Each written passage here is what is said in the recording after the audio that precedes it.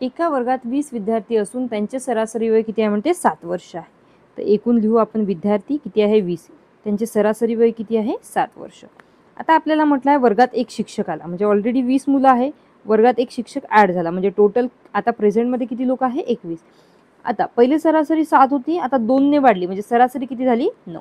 आता जेव्हा आपल्याला एकूण विद्यार्थी किंवा व्यक्ती दिलेली असेल ना, त्याची सरासरी दिलेली असेल, तर जेव्हा आपण यांचा मल्टिप्लाय करतो तेव्हा आपल्याला या 20 लोकांच्या वयाची बेरीज भेटेल. तर 7 दोन्ही किती होणार 14 आणि हा 0, म्हणजे 20 लोकांच्या वयांची बेरीज किती आहे 140 आहे. आता आपल्याला 21 लोकांची काढायची आहे. 9 1 9 9 दोन्ही किती होणार 18, म्हणजे या 21 लोकांच्या वयांची सरासरी किती आहे 189 आहे.